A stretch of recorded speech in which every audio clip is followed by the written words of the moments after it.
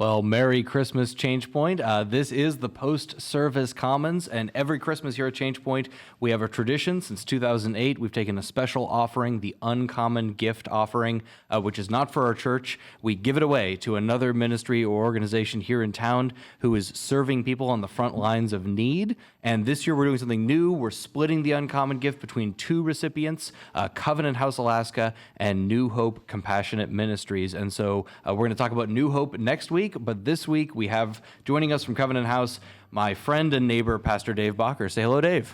Hi, it's good to be here. It's good to have you here. So really quick, for anybody who's just joining the stream or watching this on YouTube, Covenant House, what do they do? Who do they serve? Covenant House serves the homeless youth here in Alaska. It's not just Anchorage, but in Alaska. There are some other homeless shelters for youth in Wasilla and Fairbanks, but primarily most of them come here. We have a pretty good native population of homeless youth here in Anchorage. So youth ages? Anywhere from 13 to 23. So, and the 23-year-olds, that's a new thing for this year, right? It is. Yeah. It is. What was the deal with that? How did you? Well, typically, we're a licensed facility so that we can have both minors and adults in our facility, which creates challenges, especially when it comes to housing them and putting them in rooms. Can't put a minor in with an adult and that kind of thing. So one of the challenges we had is immediately we had to give up a third of our beds because of COVID. We have rooms where 3 of them bunk, and now we're reduced to 2. So we have a 60-bed facility, now we're a 40-bed facility. So that has put a huge strain on our ability to care for these youth like we normally can. We still want to be able to provide some kind of place for that additional people that we can't house. So we've opened up our gym and made it into kind of a makeshift shelter, but it's only to get them in there for overnight. It doesn't include anything like the rest of the things that go on within the shelter, like meals and places for them to engage and get their life back together. It simply puts them up overnight. Yeah, so let's talk about getting their lives back together. Oh no, before we do that, let's talk about who these kids are. I was on the Covenant House Alaska webpage, and I was just looking through some of the statistics.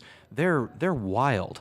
You know, since Covenant House has opened in 1988, served over 10,000 homeless youth. I mean, thousands every year.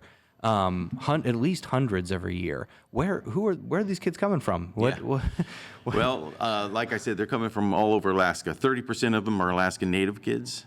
And one of the things that I learned right away is they're kids that are coming right out of people's homes. For whatever reason, it might be that the parents are on drugs or there's abuse going on in the home.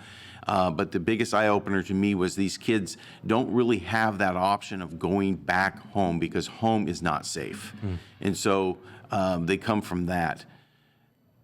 So when we're talking about, you know, somebody who's come from one of these complex backgrounds and doesn't have a way to go back home, they don't have people, you know, adults looking out for them. That's a complex ministry situation. So you've talked a little bit about just basic shelter stuff. We can bring them in from the cold. We can give them meals. What else does Covenant House do to kind of help Sure. help them get a life Sure. going? Yeah. Well, I think of it in terms of seeing these youth. Some of them aren't ready to say yes to anything. And so by providing them a safe place to sleep and 3 square meals a day, that's the best way we can keep them safe and keep them out of the elements.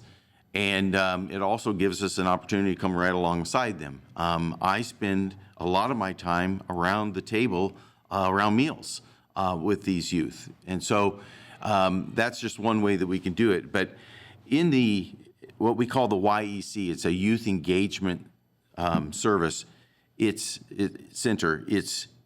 There's a whole row of offices on one side of it that house all the different partners that we have to help these youth say yes to something. So whether it be to get their GED, the Anchorage School District actually comes and they provide a teacher. Now, that's all changed because of COVID, but under normal circumstances, we have ASD classes.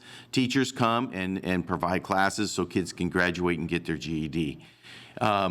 So we're doing that for them with education. There's job, getting ready to get a job. One of the first things you need to get a job is you have to have an ID. If you don't have ID, you're not going to get a job. And so there's a lot of things that have to happen before somebody's ready to go out and get a job. And so South Central Foundation comes in and they provide not only a health clinic that we operate, that they operate there, which is a huge benefit to us. They also provide mental health services, substance abuse services, life skill classes, and like I had previously mentioned, job readiness. All those things are simultaneously going on and are offered to the youth that are ready to say yes to those things.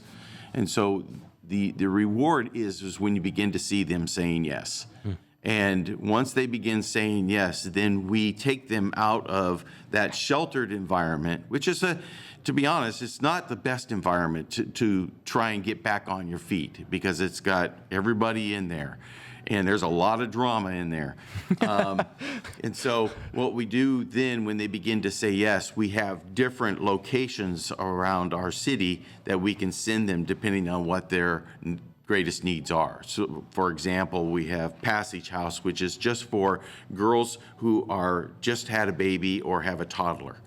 And so that house, which is located in a residential neighborhood, it's like an 8-bedroom house, and it's full right now. It's designed, it's just full of moms and little kids. And so being a professional grandfather, that's where I wish I could hang out every day because I could just go in there and play with the kids.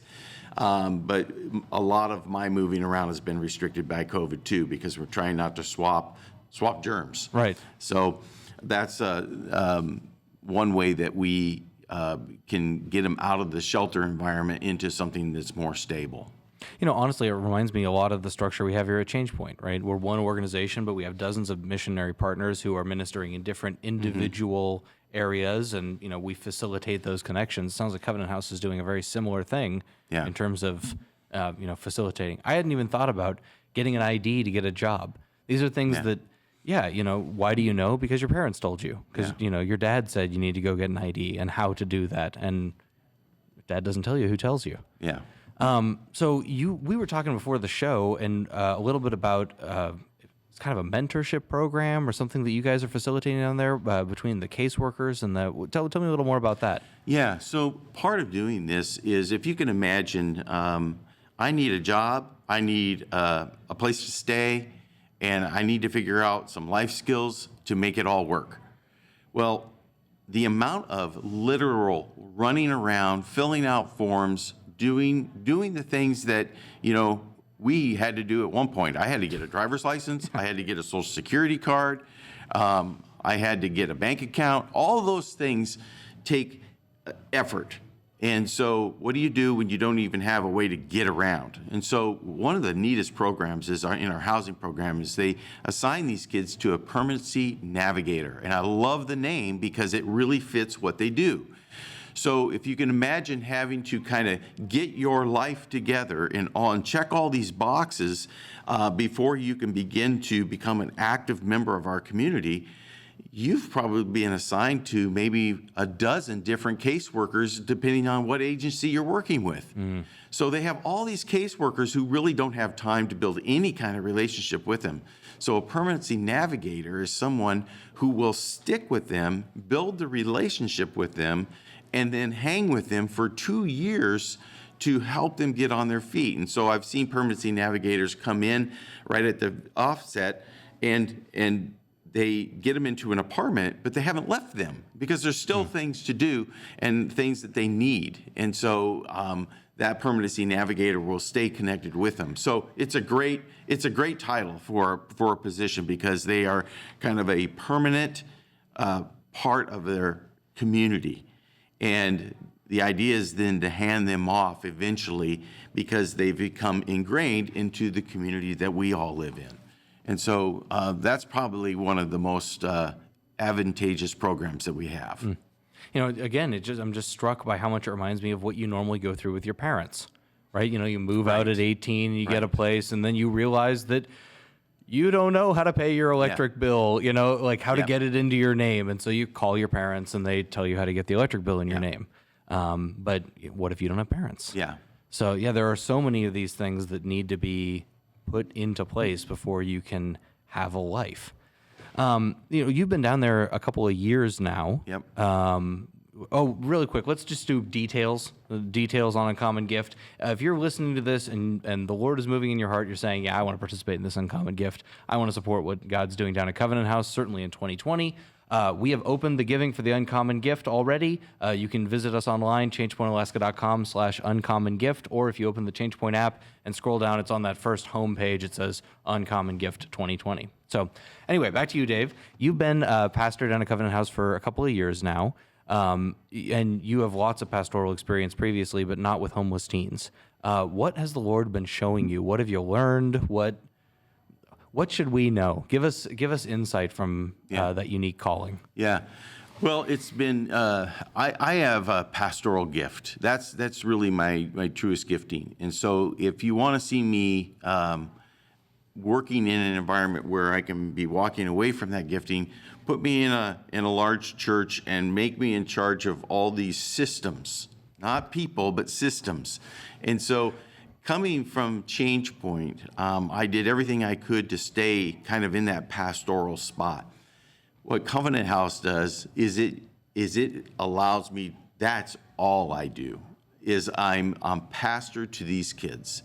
And it's just, when I walk into the Youth Engagement Center, it's neat to hear them say, hey, Pastor Dave. They know who I am now. I've been there 2 years since November. And so I am there to help them in their faith, no matter where they're at in their faith. And so it's just been so rewarding, because what's really opened my eyes is there are things that they have that I recognize from people who live a very normal, structured life. And these are good things. They're good values, and you don't normally think about that when you think about a homeless person. But homeless people are very giving. They're very supportive. They hold tight to their own community, and I see that going on in the church. This is a very giving church, and know, because I've actually had to do the work to try and connect people here in our church, and they stay connected, and they fight for that connection. And there's a level of trust that I have to get from them, what they would call street trust. That's what I'm trying to get from them. And so by just coming alongside them and helping them in any way we can, that's how we develop that street trust. Lance Kramer always says, I don't know if he wrote this, but it's one of my favorite Lance Kramer quotes. He says, people don't care what you know until they know that you care. Exactly. And exactly. Totally true. Yeah. When they're bringing, pastoral, give us a little insight into what it is to be pastor to these kids. What kind of problems are they bringing? Is it normal kid stuff? Is it specific to their situation? What do you encounter? Just a little Some something. of it is. It's very interesting, because I can be as creative as I want to be there. There is a chapel there that we can utilize, but I'll just give you an example. I'm a grandfather. One of my granddaughters wanted to buy her dad a birthday present, and it was one of those things where she's at that age where she's going to pay for this birthday present herself, and so her heart was all wrapped around the idea of getting her dad a birthday present. And so she came to me on some suggestions, and we decided on one, and we picked it. And now her heart isn't just kind of wrapped around this, it's fully wrapped around this. And so, long story short, it turned out that wasn't going to work, because where I ordered it from had run out and it wouldn't be here in time. So I now have on my hands a little girl who's 8 years old, and her heart is hurting. So I went and pulled 12 girls from the Youth Engagement Center, and I pulled them in 3 at a time, and I told them the story about my granddaughter. And I said, you guys used to be 8. Help me. What do I do? And what was so eye-opening was the wisdom that they had for my granddaughter to make it through that. Now, not all of them had that kind of wisdom, but most of them had a very good sense of what they would tell my granddaughter. And so I was able to go back and tell her that, and she immediately had some kind of a connection with the girls that I work with down at the YEC. So it's things like that that have really opened my eyes, that they deep down, they know what's right. Somewhere they've learned it. Some of them do, some of them don't, but I'm amazed at the wisdom. And I'd take it this far. My boss challenged me to see Jesus in these kids. And there has been times that I've just been kind of shocked as to what's really underneath the veneer of homelessness and the things that they've talked about and that they own that are really deep-seated things that do reflect Jesus. And so that's where my job as a pastor comes in and says, let's take you from where you're at now and let's go deeper. And so to help them increase their faith.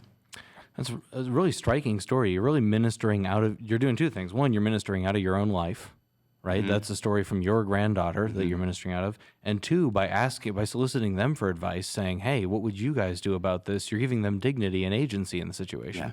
And that's tremendous. Yeah. So if there are people listening at home who want to go beyond the uncommon gift, they're listening to this, they're thinking, maybe I'd like to do some ministry with homeless teens, or get my hands dirty on this. Is there a way that people at Change Point can participate in what you guys are doing down there? Yeah, I would have them call me.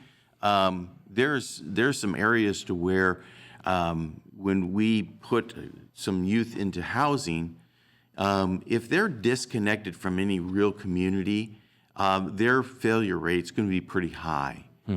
Just like anybody's would. If you don't know that's what we have in all of community life, right? And all of a sudden you find yourself in an apartment, you're going to make mistakes, and those mistakes might even actually take you right back into homelessness.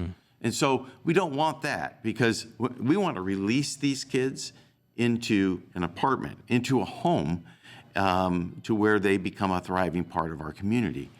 But when I think of what the Change Point family could do, is how could we begin to develop community around these kids that have made a lot of right choices up to this point, to where they've landed into an apartment, but they still don't have the life skills they need. And so one of the biggest things that they really need is a home-cooked meal. And my time back here at Change Point, I remember the Winsome Widows. That is a force to be reckoned with. And I just know that if I picked up the phone and said, hey, there's some youth that would really like to have some home-cooked meal, that they would respond to that. So it can be that simple to be able to build that kind of community for them to succeed. Well, the Winsome Widows, you've been called out right here on the Commons. You heard it here first. Dave Bacher will be calling you later today. Helen Ann, get ready for that because he wants some home cooking. Well, we're running short of time, if you can believe it or not. Is there anything that you would want to say to the Change Point family that I didn't set you up for in these questions? Sure. I'd just like to say that I'm really proud of my church. With all that's going on in our country, and the things that we've been challenged with COVID and this election, here we have a church that's willing to go to bat again and say, we value the homeless youth in our city. And so to give us the opportunity to be part of Uncommon Gift again speaks volumes, not only to Covenant House, but to our community at large. And frankly, what a great way to brag about your church, that they want to continue to invest in those that live in the margins and are needy and need our help. And so I think that's the only thing I would want to end with, is that I'm really proud of my church. Well, thank you. That feels great. And we'll give credit to our executive team, Scott Mariner and Rick Steele. That was a very conscious decision at the beginning of 2020. They said, we are going to press into this 100%. This is the church's moment. This is what we train for. So thank you guys for your faithfulness, and to the elders. Dave, Thanks so much for joining me in the Commons. If you want to give to the Uncommon Gift this year, giving is open right now. You can give online at changepointalaska.com/uncommon gift, or in the ChangePoint app. If you open the app, it's right on the homepage. You scroll down, you see Uncommon Gift 2020, and none of that money is going to the church. It is all going to Covenant House Alaska and our guests in the Commons next week, New Hope Compassionate Ministries. So thanks so much for joining us. God bless you, ChangePoint. We'll see you next Sunday.